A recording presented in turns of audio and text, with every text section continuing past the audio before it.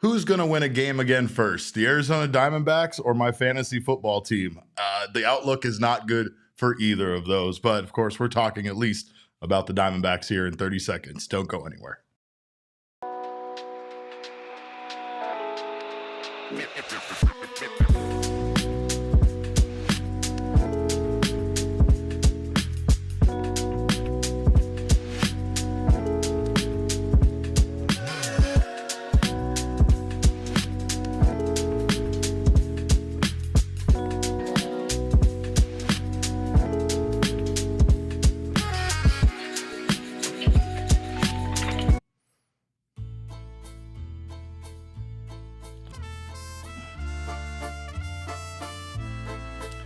Welcome in and ski to you all live here from Studio K, presented by our friends at Circle K. This is the PHNX D-Backs podcast. My name is Derek Montilla, occasionally known as your mayor of this joint. And boy, this one sucked. And I don't know what is exactly going on with the Arizona Diamondbacks, but they continue to tailspin in Denver. Of course, they lose another one to the Colorado Rockies, this time losing game 2 and the series to the Rockies by a score of 8-2. The D-backs are now 83-68. They can't seem, I don't know. I guess I'll ask you guys this. Are they ever going to pass their season total of 84 wins from next year? Who knows? But with the way they're playing right now, it doesn't seem like it. Of course, this show is brought to you by our friends over at Bet365. Go download the Bet365 app right now. Choose your offer and find out why it is never ordinary at Bet365. Make sure to sign up using our code at PHNX365. Of course, welcome in to you all. Go ahead and just go off in the comments. I'm going to let you guys all do that because tonight was just a bad baseball game for the Arizona Diamondbacks.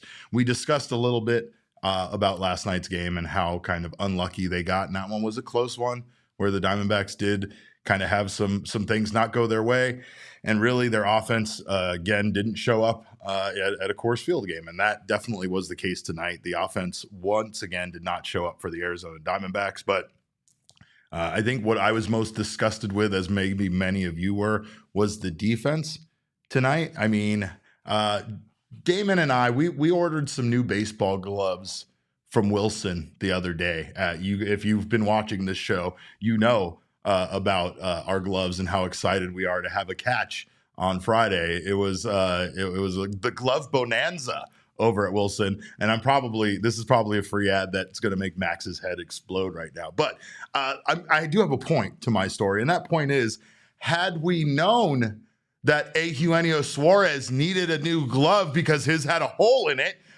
Damon and I would have gotten him one. Just let us know, my God, because Gino played some really sloppy defense tonight, and it was terrible to watch. It started off with 3 players getting a ball lost in the lights in Colorado. Michael Toglia hit a pop fly that looked fairly catchable over there in right field. Corbin Carroll and Luis Guillorme got close to it. Christian Walker seemed to have no clue where it was, and the ball dropped in and ended up being crucial because he doubles, and then he comes in and scores the game's first run on that. I mean, Jordan Montgomery was not great tonight, but Jordan Montgomery actually was fairly decent, and he gave the Arizona Diamondbacks at least a chance to win in this one. And we'll get to Monty here in a minute, but sloppy defense continued there in the second inning. Pavin Smith fielded Jacob Stallings' double cleanly, and he appeared to have a play at second, but his throw bounced midway to the base. Jared Beck's double was misplayed there again by Pavin Smith. It was scored a double, but could have arguably been a single and an E7. And then the sloppy play continued in the 6th and in the 8th. You had, of course, D-backs had an easy caught stealing at third there on Nolan Jones on a double steal, but Gino just clanked a fairly accurate throw from Jose Herrera. That led to 2 Rockies runs scoring. And then there was another fielding error by Gino there that allowed Tovar to reach and Doyle to get to third, who scored on an RBI single the next batter in the 8th inning. The Diamondbacks absolutely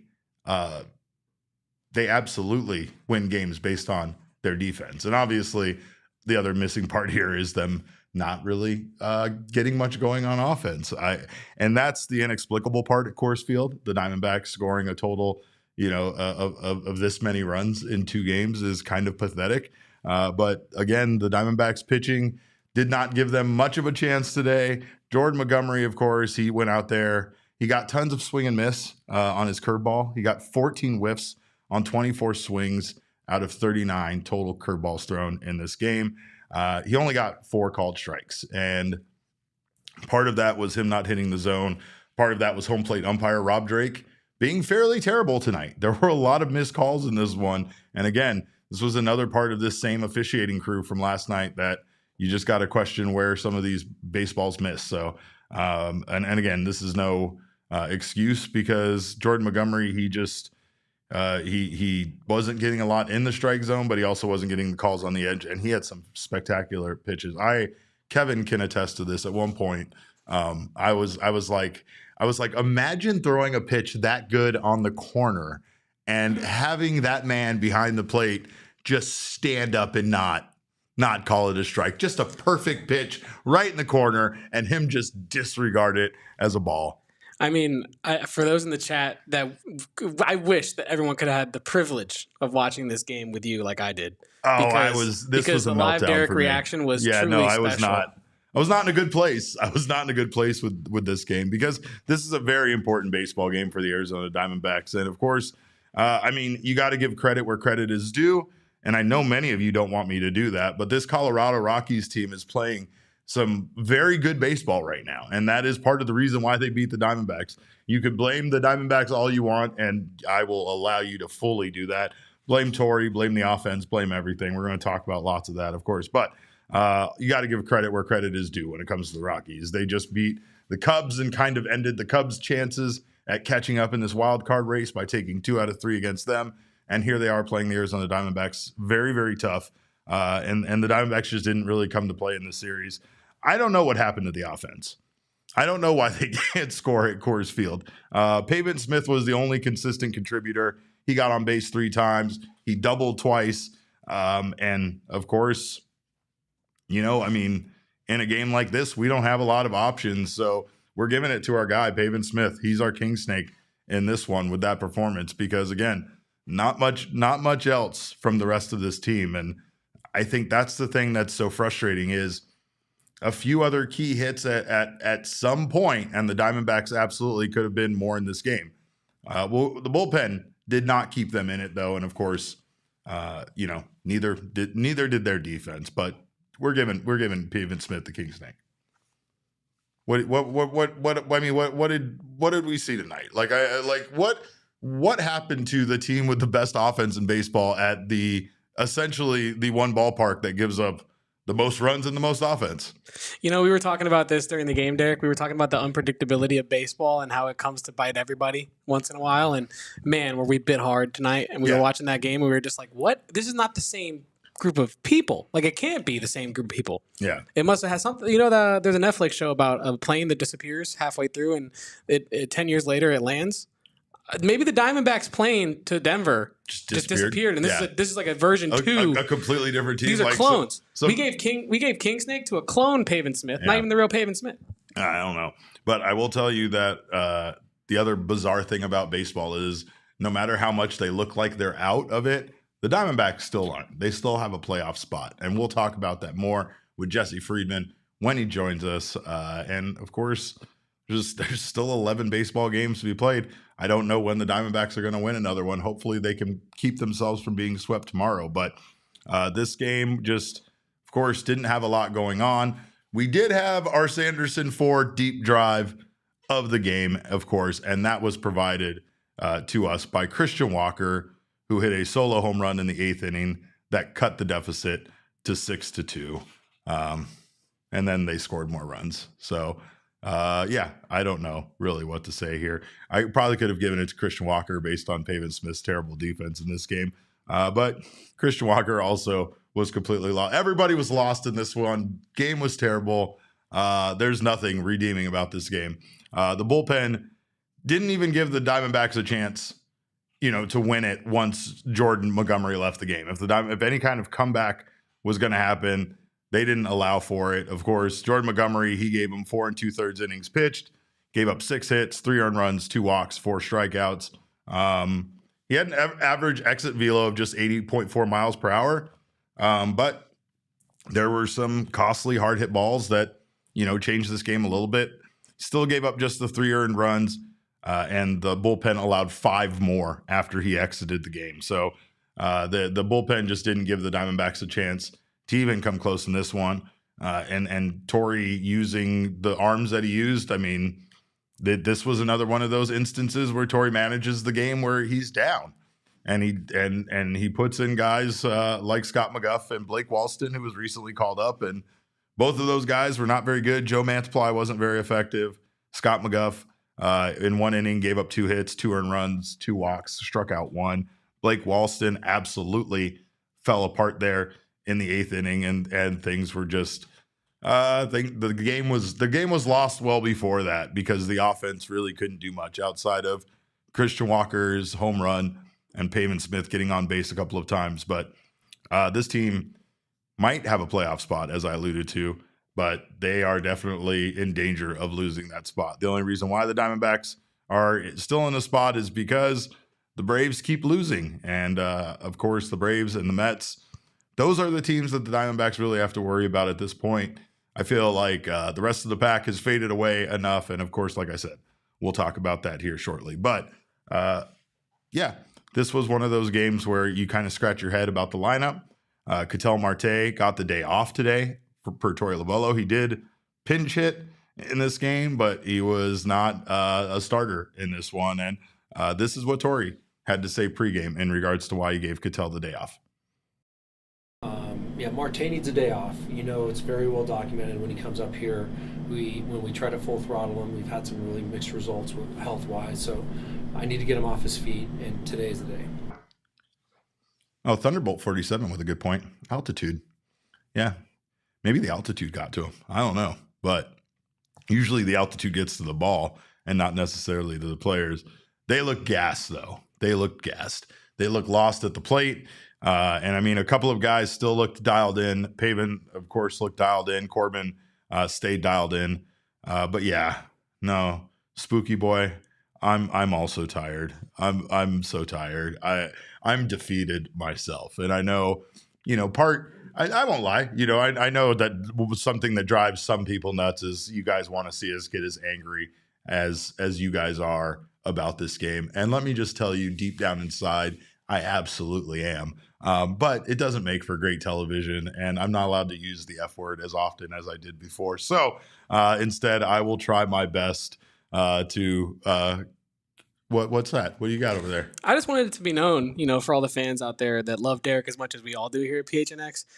He was depressed during this game. Yeah, and he has pulled it together. Yeah. He's managed. He's mustered up the energy. I put on a smile. He's I come out here. kayfabe, even though right now he is triggered. He is upset. It is not all good, but he's got a smile on his face. I show up to perform. I show up to play the game. And not everybody did that on the Diamondbacks today, and maybe that's why I'm so upset. But this was a sloppy game. And like I said, there's times where we really do feel like we can blame it on one thing or another. Typically, you could say at least the Diamondbacks, put in a good defensive effort. They didn't do that today. Pitching wasn't great. I'm not going to act like Jordan Montgomery only going out there and giving them 4 2/3 innings pitched is great, but he limited the damage to 3 earned runs. And considering the season he's had and that he was just stuck in the bullpen and then brought back out to start, I don't feel like it was a terrible outing for him. I think it really hangs on the bullpen and, of course, giving up 5 earned runs that just let the game get away. Also, offense, awful performance by the offense. And I don't know. Doug has a good question here. Why not put Josh Bell in for Jock? He looks terrible right now. It's a great point. And again, we've kind of talked about this a little bit where you did have guys like Kevin Newman and Josh Bell that were contributing quite a bit offensively to this team that are not in the lineup. And ever since that's changed, you feel like the offense has slowed down. Now, of course, you don't feel too terrible about the people being in there, that being Ketel Marte and Christian Walker. But when you have Luis Guillorme out there instead of Ketel Marte, you are kind of questioning why Ketel needed the day off, right? Ketel got plenty of days off because he was injured and he wasn't playing baseball, right? So these are reasons that go beyond us, and I've come to accept that at times there are actual reasons for it that we aren't being given. But I just like many of you would like to see the Diamondbacks putting the best players on the field and trying their best to win every single one of these baseball games that they have left. They can't do the thing that they did last year. They can't let another team lose to help them get in. Right now, that's what's keeping them afloat. Essentially, the terrible play from other teams is causing like that separation. Cubs lost again tonight. Braves lost to the Reds. Dodgers lost to the Marlins. What the hell is going on? But of course, you know, there is one thing that I will say, and that is so many of you wanted the Diamondbacks to end up with the third playoff spot and play the Milwaukee Brewers in the first round. And that is looking increasingly like that if the Diamondbacks do make the playoffs is where they're going to end up. So if you want some sort of silver lining to help you go to sleep tonight, there you go. But there are no silver linings from this game. There is not one redeeming quality from this baseball game. I didn't even want to give Christian Walker's home run to Sanderson Ford the drive of the game. He doesn't deserve, nobody deserves anything. No king snake, no nothing. I should take it all away with the way they played tonight. But there is tomorrow, and the Diamondbacks do have to perform well tomorrow. They have to prevent themselves from getting swept. And again, that is something that they've done a good job at this year. They haven't swept a lot of teams, but they haven't been swept themselves often. And hopefully they can prevent that in the finale because they have to. They have to. So we thank so many of you guys for being here right now on the PHNX Sports YouTube channel. Of course, if you have not subscribed to the channel yet, do so right now. Sign up for notifications. That way you don't miss whenever our shows go live. And of course, hit that like button. It makes me feel like you still like me, even though you're mad at the Diamondbacks, because sometimes you guys come in here and you scream at me. And I know it's not at me, but it's hard to feel like it's not at me. So just drop a like and that'll make me feel better. RA says, if they get swept, is it Jover? If they get swept, it's never been more Jover. But we could also be back the very next game because that's how baseball works. It's crazy this way. And of course, if they win tomorrow, we're back. And that's also how it works. I don't know. I mean, at this point, the Diamondbacks are in a good position because they have a playoff spot and they don't have to win to get in, right? So that's one benefit. There's also the fact that these other teams, they play some tough teams before the end of the season. So there is, they still have to perform. And, you know, of course, the Mets and Braves still having each other in a 3-game set, you know, you're almost starting to lean in the direction of going, let's go Mets, because if they can, you know, I mean, if you need that separation from the Braves, you'd like to see the Mets win that series more than you'd like to see the Braves sweep it and then make somehow I don't know. It's going to get complicated and I don't like it, but we might be back tomorrow. We'll see what happens. That's how baseball works. We thank you guys again for being here. Of course, if you haven't subscribed and on the audio podcasting side, whether you listen or not, just do it anyway in your favorite audio podcasting app.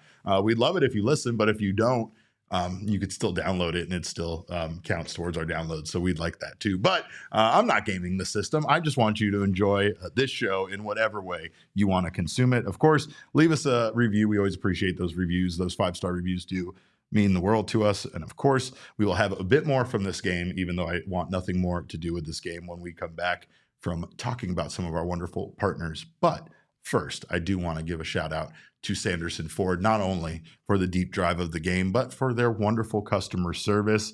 Of course, they pride themselves on their customer service. They are a family-owned and operated Ford dealership through 3 generations. It's also the largest Ford dealership in the nation, not just in Arizona, not just on the west side of the country, no, in the entire country. And of course, they have, again, some of the most wonderful customer service you can ask for. Some really great people over there. In fact, you know, they come and hang out with us at our like tailgate parties and stuff. So come hang out with us too at those tailgate parties, and maybe you can meet some wonderful people from Sanderson Ford. They thrive on a no hassle, no pressure, and no nonsense sales approach. And right now they are pushing for the playoffs, and you get the payoffs like deals on a 24 Ford Bronco Sport Big Bend, just ranked highest in its quality in its segment by J.D. Power. plus 0% financing for 36 months with no payments for 90 days on the Ford F-150, Ford Escape, Ford Edge, Ford Explorer, and Ford Expedition. The Sanderson Ford Summer Sales Event is here, and they are teaming up with the Boys of Summer for a final playoff payoff sale. Purchase or lease any new Ford and get 4 tickets for your family to see the D-backs push for the playoffs. Get 0% for 36 months OAC from Ford Credit. See dealer for details. And of course, if you have not jumped in on Bet365, now is a great time to do so. Football season is back, and football season. Football might be one of the best sports to get down on the Bet365 app. Of course, you can get down on their live in-game betting. As we've talked about, Bet365 pioneered live in-game betting, and they offer the widest range of games and markets available for live in-game betting across 78 sports. Right now, you can be a new customer. If you're a new customer, you can choose between 2 offers when you sign up.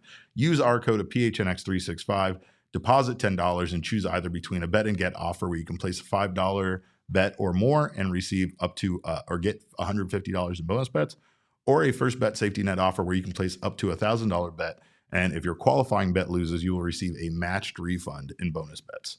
Download the Bet365 app and use code PHNX365 when you sign up. Choose your offer and find out why it is never ordinary at Bet365. Must be 21 or over and physically located in Arizona. If you or someone you know has a gambling problem and wants help, call 1-800-NEXT-STEP. Text NEXT STEP to 53342 or visit problemgambling.az.gov. All right, well, let's take a look at the count presented by Desert Financial Credit Union, even though I don't want to. And it has nothing to do with Desert Financial. They're wonderful people, and they always make sure our numbers are correct. But this is ugly. This is gross. Diamondbacks lose 8-2. They get out hit 12-6. They were 1 for 11 with runners in scoring position. That's just not going to get it done. To the Rockies, 5 for 14 or 357 batting average with runners in scoring position.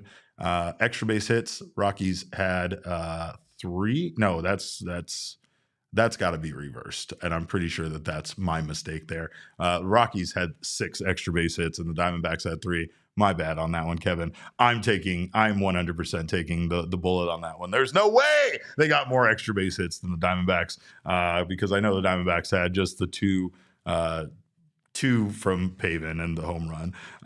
Expected batting average is exactly what you would expect in a game like this. Diamondbacks 167.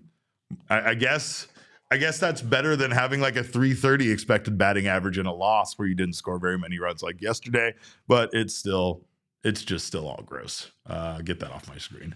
Throw it in the trash. Delete that graphic forever. I don't ever want to see it again. I don't know what to say about this game. I don't know what to say about, the future for this Diamondbacks team. I understand people wanting to feel panicked.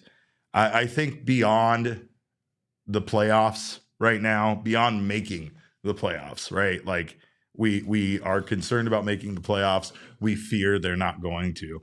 I think there's a very solid fear in if they do make the playoffs, what are they going to do, right? This is an attitude that I had last year. This is something that I said where I just kind of felt like it was a step in the right direction for the organization for them to make the postseason, but I didn't have a very high confidence level in them going into the playoffs, and especially doing what they actually ended up doing, right? So that's where the playoffs are so critical, right? That's why so many of us just want the Diamondbacks to make it, right? That's why so many of us just want to see them get in. And they absolutely limped in last year, and they absolutely needed other teams to lose last year in order for them to make the playoffs. So this scenario is starting to become very familiar, very, very similar to last year. And I also will say that I feel the same way. I feel like watching this team play right now, I don't feel like if they do make it into the playoffs that they're going to make a big splash, right? Not only that, but there's going to be a very familiar face, a very familiar foe that awaits them in the playoffs, whether they're in the second, third position, even if they make it up to the first position, the wild card. They're most likely going to be playing the Padres or the Brewers in the first round, and they will have played that team within the last 10 days prior to playing them again in the playoffs. And with the way they're playing baseball now, I mean, I'm sure like many of you, I don't feel like they're going to be able to do much against these other teams, right? But who knows, right? Like, I mean, There was some talk about from Brent Strom about there being an internal issue with their pitching, and that's something that Jesse is actually writing an article on, so you'll have some more on that from gophnx.com. But that kind of sent red flags up for me because it sounded like there is an issue with their pitching across the board, not a particular pitcher, not maybe a particular catcher, but there's something going wrong with the pitching staff as a whole that Brent Strom needs to adjust, and I'm fascinated to find out exactly what that is. So, and I know as much as I just told you. So, of course, keep your eyes peeled for that over at gophnx.com. And of course, we will be joined here by Jesse Friedman shortly from the clubhouse. But let's go ahead and take a look at the wild card graphic, because the Diamondbacks definitely got some help from the Braves losing tonight to the Reds. Right now, the D-backs sit tied with the New York Mets for the second wild card spot. Of course, the Phillies, Dodgers, and Brewers still all sit atop of this scenario. And here's an interesting thing, is the Dodgers keep losing baseball games. The Dodgers right now are 89-62, while the Milwaukee Brewers are 87-64. There is a chance that the Brewers could pass the Dodgers, and the Dodgers could be the team that the Diamondbacks face in the first round of the playoffs, should they be the last wild card team in. Now, I ask you, does that seem like a better proposition than playing the Brewers? Because I feel like it is. The Dodgers aren't playing as good a baseball right now as the Brewers. They definitely don't have the pitching staff that the Brewers do. And the Diamondbacks have, that's a familiar face over there in the Dodgers. So I don't really know. And El Gallo says we hold the last wild card spot. No, we don't hold anything right now because nothing's decided. The two teams are tied. So yes, I understand the Mets have the tiebreaker over them, but for all intents and purposes, the two teams are tied, and there's no reason, considering that nothing is happening right now, to worry about that, right? But I mean, yeah, I get it. You know, and if you're talking about matchups, yeah, I mean, you say that you don't worry about matchups, but I mean, that's something that's happening. That's something that is evolving as this goes on. The Diamondbacks, where the Diamondbacks are at, definitely changes things. Steve Banis, but I call him Mr. Bananas, says, will Shohei be pitching? I don't believe so, but who knows? I mean, I don't think so. I think that they said no matter what, that Shohei will not pitch this year. Monty Back says Braves are in a bad spot. Yes, they absolutely are. One thing I do like seeing, I won't lie, one thing I do like seeing is there being talk across Major League Baseball just in regards to who's going to make it in, the Mets or the Braves, right? So at the very least, they're leaving the Diamondbacks alone as part of that argument for now, and they're letting them up there. Ernesto Esker says, who do you want the D-backs to face, prime Mike Tyson or Muhammad Ali? Whew, that's a good one. I'm going Muhammad Ali. Like, I know he's the champ, but Muhammad Ali kind of get the rope-a-dope thing where, like, he kind of let you beat up on him for a little while, but let you get tired. And I don't know. I think we have more of a chance than nobody could beat prime Mike Tyson. Are we? Yeah. Who are we kidding ourselves? I was just going to say, I can't even Mike beat Tyson, him in the video game. Mike Tyson deads dudes. Prime Mike Tyson is a stone cold killer. But yeah, Muhammad Ali will do a little bit of dancing around. He'll hit you up a bunch, jabs. But Mike Tyson might, disconnect you from reality. So, Piece of Yoshi says Dave Roberts said there's a non-zero chance the Shohei pitches. So that's an interesting situation. But yeah, it is what it is. El Gallo says they are not tied. It's interesting because I'm looking at their records and they both are 83-68. Calvin has a great point. D-backs peaked too soon. The Diamondbacks might have got hot too soon, right? A lot of times baseball is about when you get hot, especially late in the season. And yeah, that's definitely a possibility. But a guy that we're going to talk to more about is coming to us from Coors Field. It's the one and only Thunderstick, Jesse Friedman. Jesse, this is a disaster. This game, at least yesterday, we had some positives to take away. I have nothing positive to take away from this baseball game. It's not great, Derek. I don't know if they touched on this on the broadcast, but apparently this was Ryan Feltner's first win at home since August 9th of 2022. So it had been more than 2 years since Ryan Feltner had won a game at Coors Field. And I think that just kind of perfectly encapsulates the way that things are going right now for the Arizona Diamondbacks. Apparently there's quite a bit of history there where Feltner has talked about, just not really feeling comfortable here and, not really understanding how to get his pitches to do what he wants them to do at altitude and whatnot. So there's apparently quite a bit of history there. But he was very good against the Diamondbacks tonight. I know it was just 2 strikeouts, but the D-backs made almost no hard contact in this game. This was not a situation where, they got unlucky, if that's even possible at Coors Field. They very much, they got the results that they deserved. Frankly. And it was another puzzling day for the offense, back-to-back days at Coors Field with 2 runs scored in each game. It feels impossible for that to happen to the best offense in baseball, but we've said it a million times that baseball is weird and odd things happen. And it's been an odd couple of days here for the D-backs at Coors Field. I don't really understand because it's Coors Field, right? I feel like we talked about it a little bit yesterday. When you start getting through, you had that early success. You have Ketel hitting a home run in the first inning. Everything is as you would have expected it, and then stuff goes flat. And then it felt like, about middle of the game, they really start pressing, and that pressing did not stop today. Like, they did not look good at the plate. Of course, a couple of guys did. Pavin Smith had a good day at the plate. I thought Corbin looked fairly decent when he was up there, but the rest of the team just did not look like their normal selves. Yeah, it turns out, Derek, that you don't really feel the Coors Field effect if almost everything you hit is on the ground, or I guess in some cases you just hit a pop up like straight up in the air. Those are maybe going to go a little farther than they would normally go, but not all that much farther. There's obviously only so much that Coors Field can do to help. But yeah, I mean, that was kind of the reality for the D-backs offense today. I mean, I took some notes.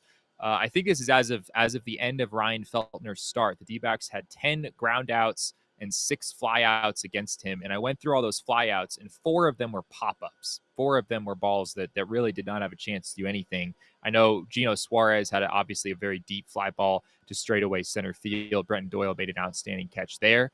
But that was, I guess, another big point in this game is that the Rockies just outplayed the Diamondbacks defensively. I mean, they've made outstanding play after outstanding play in the series. Toglia at first.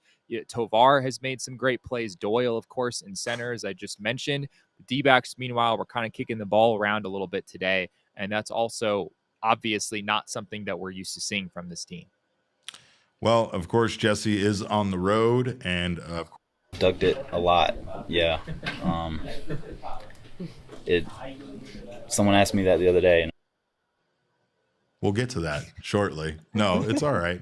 That one's not on me. That one's on Kevin. But we'll get to all of that shortly. Of course, we got to do some more ads here. But when we come back, we'll talk about what Jordan Montgomery had to say from the clubhouse. But first, of course, Jesse is on the road there in Colorado. We let him fly on an airplane, but the good old days, we would have sent him driving. And of course, if you want to take a road trip to Colorado or anywhere else, you should stop by Circle K to fill up. Of course, even after a game like this, you have a whole lot of sadness in your heart. And of course, a great way to get over that is with snacks from Circle K. You can also fill up your car. And of course, you can also join the Inner Circle Rewards program for free right now. Hold on one second. Kevin, that little thing keeps playing over the video, the clip. Thanks. But Fixed. Okay. Fixed. That's strike 2 for Kevin. One more and he's a dead man. Don't worry about it. I'll take care of him. But then I'll have to produce the show and things get very complicated. Of course, back to Circle K. We do have to tell you that you can stop by after a night like this and it will at least make you happy to get yourself a Froster or, of course, a Polar Pop. If you join the Inner Circle for free right now by downloading the Circle K app today, your first 5 Polar Pops are absolutely free. Terms and conditions apply at participating locations. Visit CircleK.com for details. But of course, you also save 25 cents off per gallon on your first 5 Phillips, and then you'll save 3 cents every day after that. So check out Circle K today. It is America's thirst stop. Also, of course, if you want to go check out a baseball game here, the Diamondbacks have a few very, very important games that we would like to see them win at Chase Field. So you can check them out and you can get tickets over at Game Time. Right now, Game Time has a new feature called Game Time Picks that makes getting tickets for your favorite live events even easier. Game Time Picks filters out the fluff to show you only the most incredible deals on great seats so you don't have to waste time searching through thousands of tickets. So check out Game Time Picks right now. It makes it easier to save on sports, concerts, comedy, shows, theater events, and so much more. Take the guesswork out of buying tickets with Game Time right now. Download the Game Time app, create an account, and use code PHNX for $20 off your first purchase. Terms do apply. Again, create an account and redeem code PHNX for $20 off. Download Game Time today. What time is it? It's game time. And of course, Game Time will get you some excellent tickets to Diamondbacks games, by the way. It's very aesthetically pleasing. And of course, the way that Coors Field looks, Jesse, that Coors Field was fairly empty during these 2 games. I actually talked it up quite a bit. I was like, hey, those fans are great. They come out all the time. And then, of course, yesterday they had like their second lowest attended game of the year. And that one, the first one, was also a Diamondbacks game. So not a lot of D-backs fans there in Colorado. But, of course, with the way they played today, they weren't making any new fans in Colorado. They did not play good baseball today. Yeah, I guess Coors has there's some similarities here with Chase Field, at least from what I'm told, in that like the Cubs being in town this past weekend, this place is just inundated with Cubs fans. It's not just a D-backs and Rockies problem. I'm sure that happens in other places as well. But yeah, I guess maybe the floor is just a little higher at Coors Field, where you're always going to get it at least like a decent number of fans. But yeah, I mean, also I think yesterday was like 18,000. Today was 20,000. So not quite as many people here to watch a couple of great games for the Rockies. Not so much for the D-backs. Well, of course, I know we have more from the clubhouse. Jesse, what do you got for us? Yeah, well, I guess you saw a piece of it there. We'll maybe go back to that video. It was a teaser. It was a teaser. Yeah, it was a teaser. This was Jordan Montgomery's first start at Coors Field, and I'm not really sure how that's possible, and he's not really either. So we'll start with that one. Ducked it a lot. Yeah. Someone asked me that the other day, and it's like, how have you not pitched here? And it's like, it's on the wrong league, and then just missed it by a day, or it is crazy, but glad to get it over with. People talk a lot about the ball flying farther, but do you feel like it affects your pitches as well, the way that they move? Is that something you notice? Yeah, I mean, I think with StatCast or whatever, like anything going left to right doesn't move as much. The sinker's not going to move as much. Sliders, but four seamers and curveballs usually do what they're supposed to. Well, I imagine he enjoyed the weather. Steven beat me to it. I was setting that up for a good one, but he wasn't terrible today, Jesse. I mean, I know he didn't give them obviously the desired length you're looking for, but he wasn't the main reason why they lost today. He gave them a decent chance to win this ball game.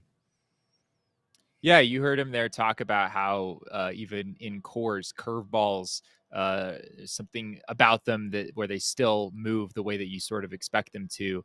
And he favored that curveball a lot in this game. I think he threw it about half the time. He got like a bazillion whiffs on that pitch. There was a ton of swing and miss today for Jordan Montgomery.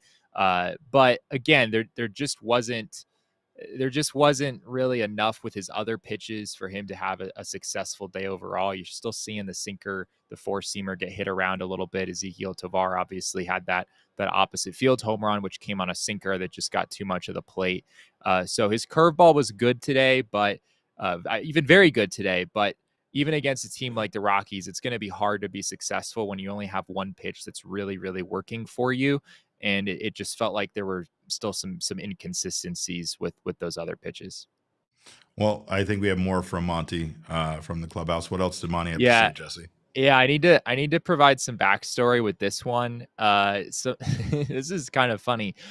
Jordan Montgomery watched yesterday's game from the bullpen, even though he is now at least for the time being, part of the starting rotation. He watched yesterday's game from the bullpen. That's something we discovered pregame, which is very bizarre. Torey Lovello said that that's not something that he's ever seen before. So apparently Montgomery is kind of taking a liking to at least watching games from being out in the bullpen. Not to say that he would prefer to be a reliever as opposed to a starter. I think he's very happy to be back as a starter. But after this one, Monty was asked where he'll be sitting the next few days, if he's going to make the transition to just sitting in the dugout like a normal starting pitcher would, or if he's set on continuing his run out in the bullpen. So here's what he had to say about that.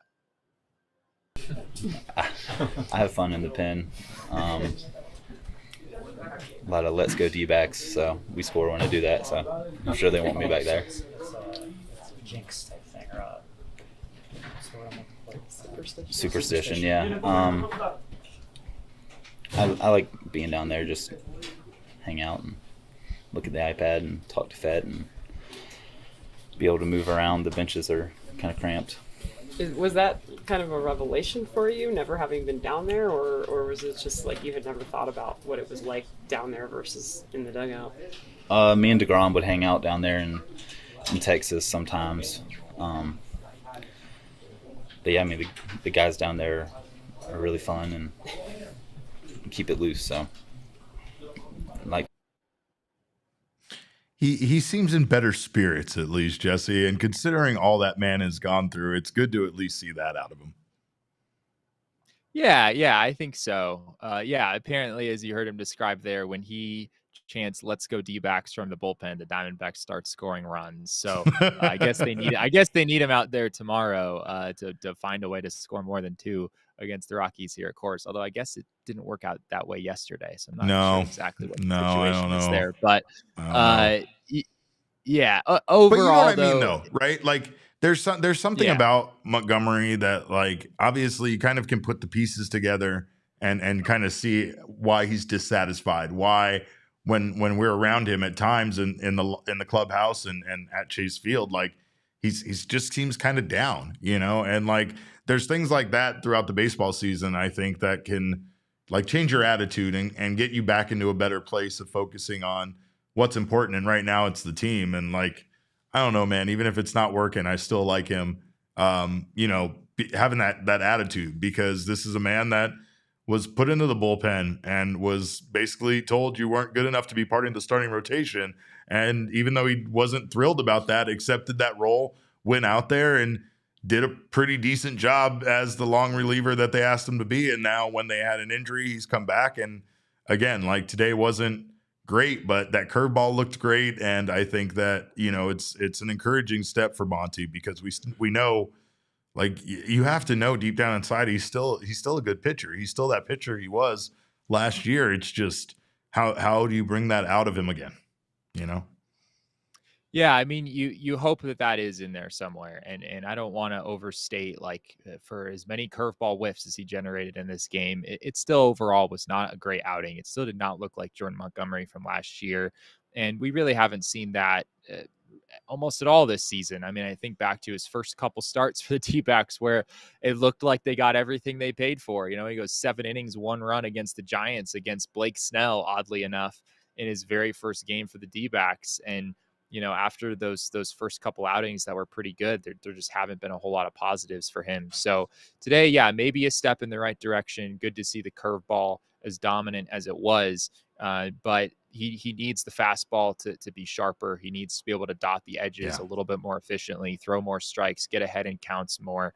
And he's going to have at least one more start, right? We don't know exactly what the future for Ryan Nelson holds, but it's pretty clear that he's going to start this weekend in Milwaukee, and Coors is not an easy place to pitch, but against that offense at American Family Field, that's not an easy place to pitch either. So Montgomery still has a big test here around the corner. Well, I know a lot of people in our chat would like to know or like to ask Tori one question, and that question is, how do you sleep at night? And I know you have more from Tori in regards to this game and maybe how he's sleeping lately. Yeah, I feel like you're dropping a hint about one of these videos, and I'm really not catching on to it. So I'm just gonna go to one that's on my head right now. Torrey he was asked about the offense and the fact that the Diamondbacks obviously struggled in this game. I asked after this one if maybe putting a little bit too much pressure on themselves, if that's playing any kind of a role here. And here's what Torrey had to say about that. I don't think so. I think coming into this ballpark, there might be a little thought to lift the baseball, and the swing might get a little lengthy. So if that's the case, we'll address that. Just be short to the baseball, go do your thing the way you normally do, and just be aggressive on pitches in the zone that you're looking for, and fire when ready. Not trying to hit a ball into the ballpark. It'll happen if it's supposed to happen. So from a mindset standpoint, no concerns there. You feel like you guys are in a good spot at this stretch? Well, not necessarily. I mean, you come into Colorado and you score the type of runs that we have in consecutive games. Yeah, that's not what I'm looking for, but I think it's just 2 games. We'll be. Yeah, 4 runs in 2 games in Colorado is definitely a disappointment. Yeah, he said at the end there, we'll be fine. So, I mean, understandable, sort of the answer that I expected here. Gino, we also talked to Gino after this one, and he didn't think that the D-backs were putting too much pressure on themselves or anything like that either. Any kind of lack of focus, at least with the media, all of those questions are being completely dismissed. Is no, that's not an issue. It's just a bad couple of games. So. Yeah, we'll see. I mean, it'll be interesting to see how this team responds tomorrow, right? I mean, there are still no like officially must-win games, but getting swept by the Colorado Rockies wouldn't feel great here as the season comes to a close and the D-backs try to hold on to their playoff spot. So it'll be interesting to see how they come out here tomorrow. And Eduardo Rodriguez, another guy who's not really delivered what the D-backs were hoping for. They need him to step up in that game. We do have some super chats here, Jesse. Of course, Johnny Walker, a friend of mine that I'm not allowed to talk about how long we've been friends, says go D-backs. He still believes. Benjamin Hunley, or I'm sorry, Steven Bananas. Let's go to Mr. Bananas, excuse me. Mr. Bananas with the super chat says, Jesse, give me some good news before tomorrow's game. What do you got? You got anything? Oh no! Wow, this is a long gap before he says something. I mean, I guess Lourdes Gurriel Jr. is making some pretty good progress. Hey, there we go. I think he's gonna play in a continuation camp game tomorrow. He was running aggressively today, Torrey said, as well as doing some fielding, and he took 4 live at bats as well. So he's gonna play in a full-on continuation camp game tomorrow. And Torrey hasn't said this, but it sounds like he's going to return for Milwaukee for that series if all goes well. So still some final boxes to check there. But Torrey did tell us yesterday also that he was hopeful that Gurriel would be good to go at some point on this road trip. So yeah, there's some good news. I think Lourdes Gurriel Jr. might be back here in a couple of days. And at that point, I mean, at least offensively, you'd have Walker back, you'd have Marte back, you'd have Moreno back, and then finally Gurriel. D-backs could be whole offensively, at least for the most part. There's still some other guys. I guess Jordan Lawler is back, and Alec Thomas is also now back in Reno. So some good news with those guys as well. But this is about as complete as we've seen the lineup here in quite some time. If you could scroll back up there a little bit, Kevin. Dante Ortiz says, was Elise right all along? No, she wasn't, because she said they had to win every single game. And the Diamondbacks definitely have not won every single game. In fact, they've lost 4 out of their last 5 games, and that's not great. Of course, they still have a playoff spot right now. So, again, Elise was mathematically incorrect. We did have another super chat I didn't get to up there, Jesse. Benjamin Hunley, thank you for your super chat. He says, what is wrong with Jock Peterson? Jesse, he did not look good in this game. That's for sure. He did not look good at the dish. That's for sure. He did not, and I was also sort of asking myself the same question because it's not just that he's putting the ball in play and it's being hit right at guys or whatnot. He just looks a little bit lost right now. I remember early on, be a second at bat, he missed at a Ryan Feltner fastball that could not have been more in the center of the plate. It's hard for me to explain. Torrey was asked specifically about Jock after the game. And he basically said that Jock spoils us. It's sort of a one of those Toryisms where he talks about how a player is normally so incredibly good that when they go through a rough patch, it's kind of startling in a way. And I do think there's some truth to that. I mean, Jock has been so far and away above, frankly, the expectations that at least I had for him coming into the season. He still has an OPS north of 900. So I wouldn't be alarmed about this for the moment, but there is some validity to that point. He came into today with a 196 batting average and an OPS just under 700 since August 23rd. And that's almost a month ago, right? So that's about a 3-week stretch where the Diamondbacks' number 3 hitter the majority of the time has really struggled up there. So it'll be interesting to see what these last couple of weeks look like for him. Well, we had one more video from Torrey from the clubhouse in regards to this wild card race. Jesse, what did Torrey have to say? Yeah, this is Torrey talking about the wild card race, and not to say that all of the wild card contenders are losing. I believe the Mets beat up on the Nationals today 10-1, but the Braves did lose today. The Padres were losing last I checked. I'm not sure if that game has gone final yet, but suffice it to say that not all of the wild card contenders are winning every single day, which is what it felt like there for a while. And Torrey was asked about that after the game.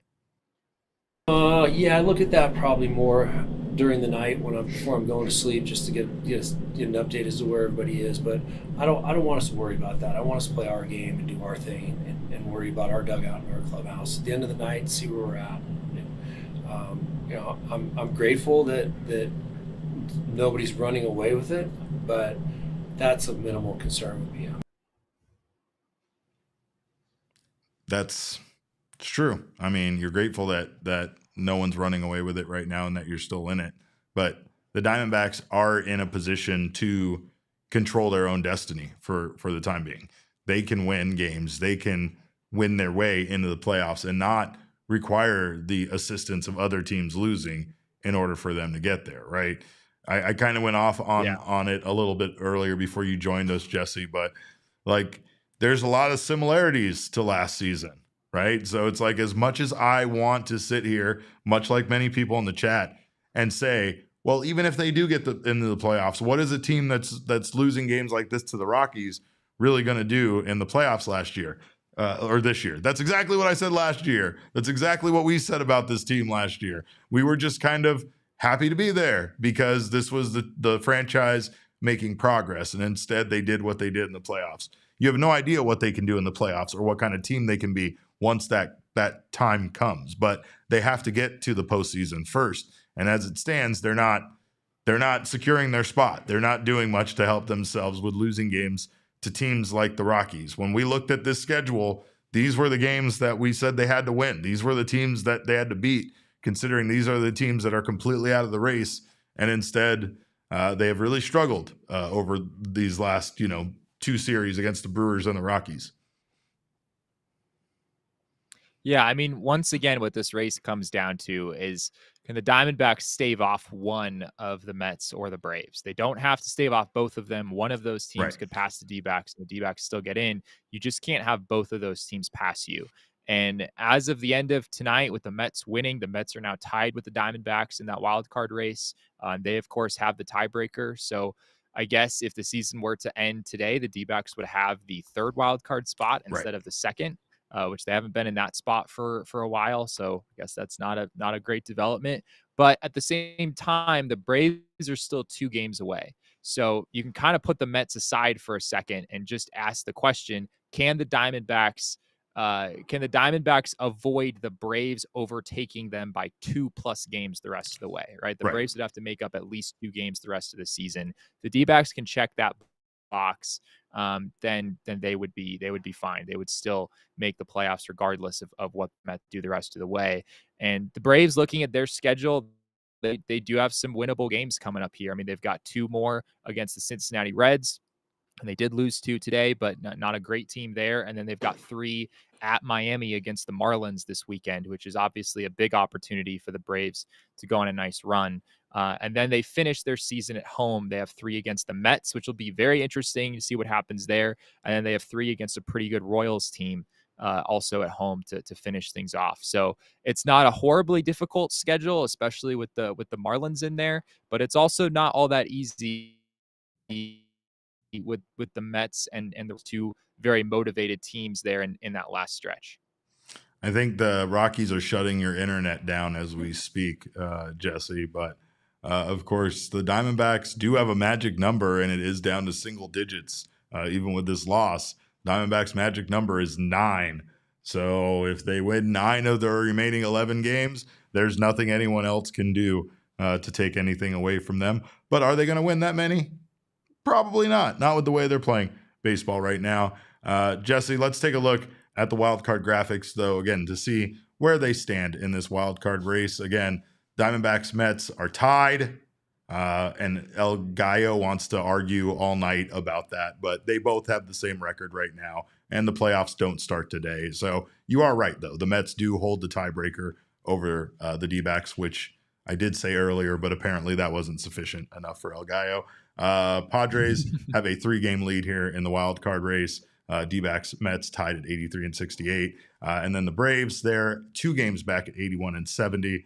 And then there's the field. Everything beyond that, I think, is of no concern at this point. But the Braves, they have a tough schedule ahead. The Mets have a tough schedule ahead. And then those 2 teams play each other as well. And the D-back schedule, it does not get any easier. I mean, outside of they play, the Brewers again in a 4-game set. That's going to be pretty brutal because, as I covered earlier, Jesse, this Brewers team is within shouting distance of taking over the second place from the Dodgers and having a bye in that first round, right?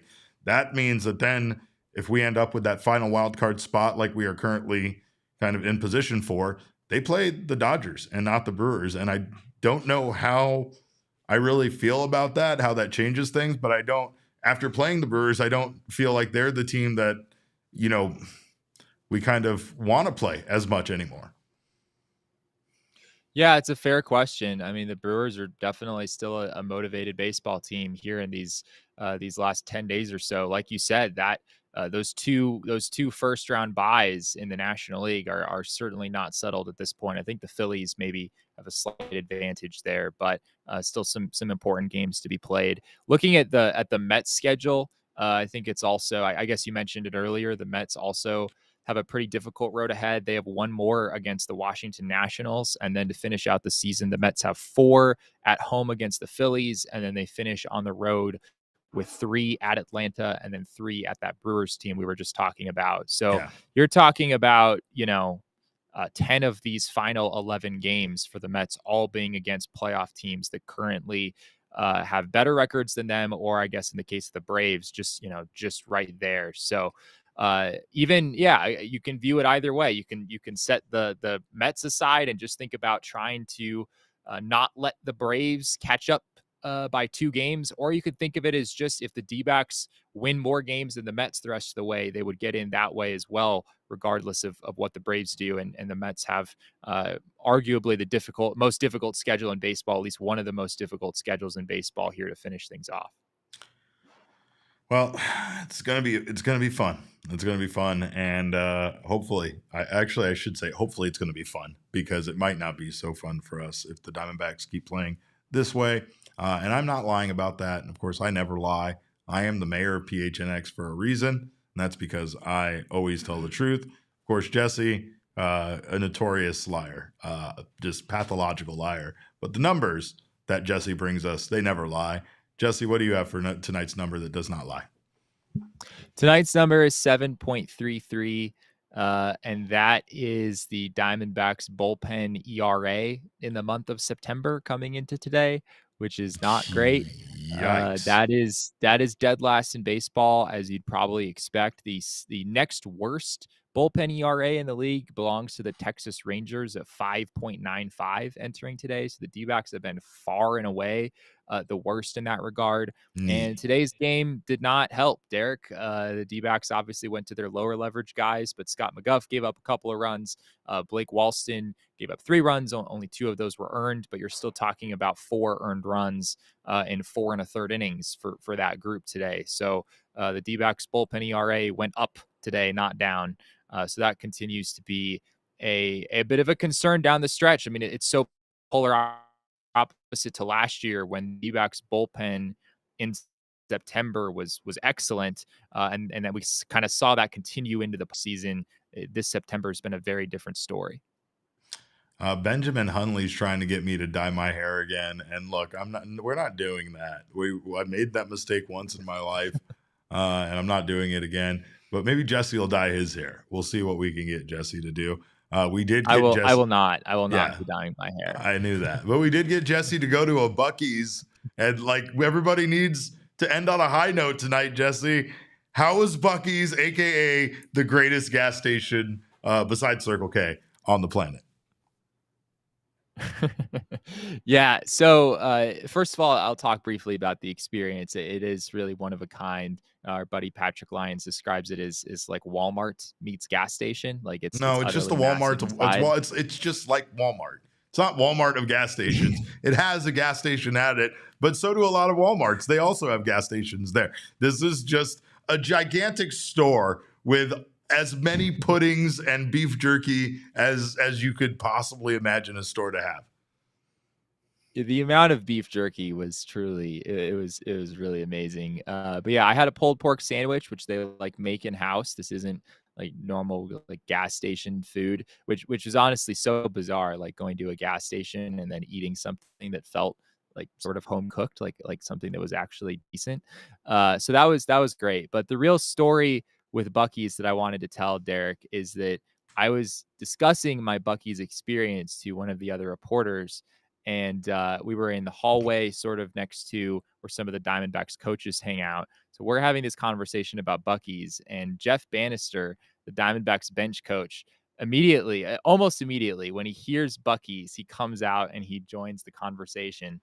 And so we wind up talking about Buc-ee's with Jeff Bannister for a solid 20, 30 minutes. Of course, he spent a lot of time in Texas where there's a lot of them. Yeah. But the moment that he heard Buc-ee's, it was like he had been summoned or something, and he just came right out, and we wind up talking about Buc-ee's. So that was pretty funny. Jeff Bannister, known Buc-ee's fan.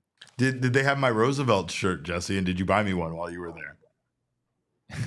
They stock Roosevelt shirts at Buc-ee's. This is where I get them at. Not where I get them exclusively, but sometimes on road trips, I stop by Buc-ee's and get a Roosevelt shirt. Yeah, I didn't see the Roosevelt's display. I didn't really wind up getting super close to where most of the clothes were, but it was substantial. As you said, it does resemble a Walmart in a lot of ways. So it was an outrageous experience. The bathrooms were oddly like the cleanest bathroom. Like I've never seen a bathroom kept better, which was really weird in a gas station environment. It's too much. That's why Circle K is better. That's how I'm going to pull it back. I'm going to say Circle K is better because you're lost in there. I need a convenience store, Jesse. I don't need a store. I need a convenience store. I just need to focus on what I'm drinking, snacks I'm getting, get in, get out, gas my car up and go. And yeah, that's Circle K for me. But Buc-ee's, impressive. It's impressive. You're there for one more game. I don't want you to be there for one more game. But I do need you. Maybe you're the problem. I don't know. Maybe you're the problem, but I need something to happen because I can't have the Diamondbacks score 2 runs in another game at Coors Field, Jesse. Yeah, I do feel like I have a big impact on the results on the field. So I will try to bring my A game tomorrow, Derek, and we'll see if we can get a win tomorrow. Diamondbacks need it. They need it because this race is getting very, very close. Too close for comfort, but of course, you can follow Jesse while he's in Colorado on Twitter at Jesse N. Friedman. You can follow myself at Cap_caveman with a K. Of course, you can follow our guy Kev on the ones and twos. Kev, what's your Twitter handle at? Kev Tom writes, so KEVTHOM, and then writes as if you write your name on a piece of paper. Right, with a W, right? Yeah. Like not like. I'm not into politics here. Yeah, like it's Derek. not his. Not Yeah. you're not worried about. No campaign Kevin over here Thompson from the rights, not his production rights. desk. But you should be concerned about his rights. His rights are maybe your rights. I don't know. This is a weird time of the year, and I'm feeling very political, and it's all Espo's fault. So I don't know what to say other than we appreciate you guys, of course, joining us. You can follow our show at PHNX_DBacks. But of course, all roads lead to at PHNX_sports on Twitter, Instagram, and Facebook. We thank you so much for your time. We thank you guys for all being mad with us and voicing your opinion. And hopefully this team can get things turned around tomorrow. And of course, we hope you have a wonderful evening. We'll be back here for another post-game show tomorrow in the afternoon. So join us for that. In the meantime, sleep okay. And remember, kids, baseball is fun, but it's so much more fun when you can score some damn runs at Coors Field. What the hell? We all silly like the mayor.